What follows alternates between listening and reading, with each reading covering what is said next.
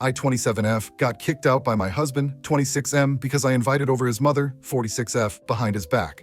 Hey everyone, welcome back to Plot Tales Daily. If you enjoy crazy stories and dramatic tales, make sure to hit that like button and subscribe to the channel. It really helps with the algorithm and helps us grow, so we can keep bringing you more of the content you love.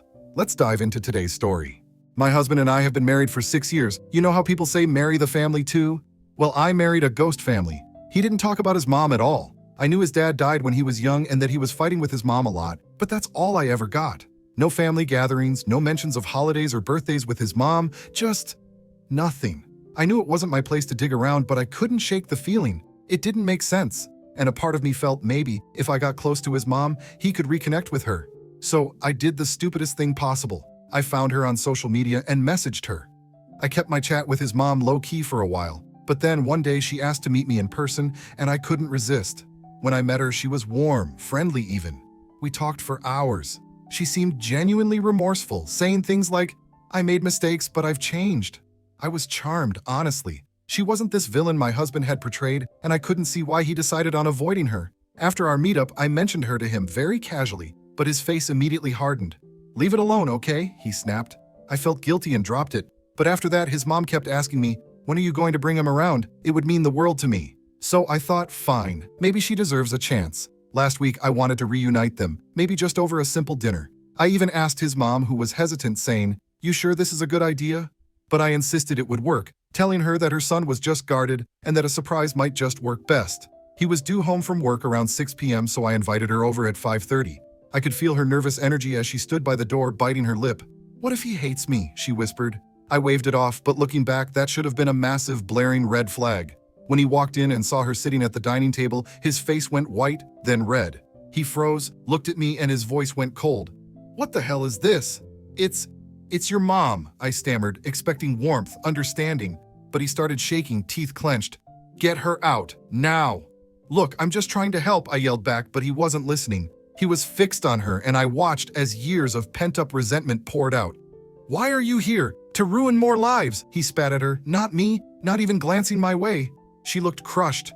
Her hands shook as she stood, whispering, "I'll go, I'm sorry." And then she just bolted out, her eyes glossy and face pale. I went to follow her, but he grabbed my arm and said coldly, "You're not going anywhere, not with her." He let go, stormed into the bedroom, and slammed the door. When he finally came out, he didn't even look at me. "Get out," he said, voice empty and low. I tried to explain, to apologize, but he just repeated it, flat as a broken record. "Get out." I've been at my sister's place for a week now, calling him every day, but he's not picking up. He's blocked me on every platform. The gut-wrenching part, his mom isn't answering either. The last thing she said was, "Why didn't you tell him first? You made me feel like I was going to be welcomed." And now, I'm sitting here just staring at my phone, wondering if I'll ever hear from either of them again. Update. After weeks of radio silence, he finally agreed to meet. He was ice cold, barely even acknowledging my existence. We sat across each other in a coffee shop, and I could feel the weight of his resentment in every look he threw my way. "I get that you thought you were helping," he said, breaking the silence.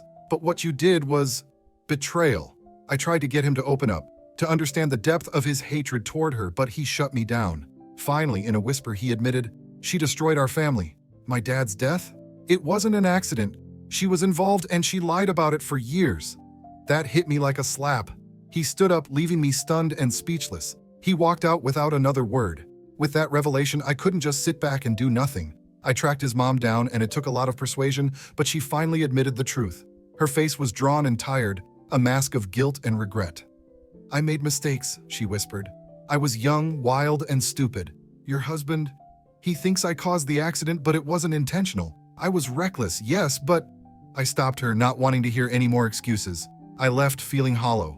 I had reopened wounds that should have been left alone, meddling in things I had no right to touch. It's been months now, and he still hasn't come around.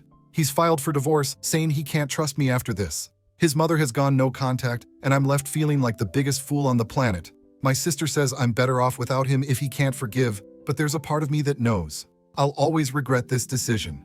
This is the story of how I lost the two most important people in my life, all because I wanted to play hero.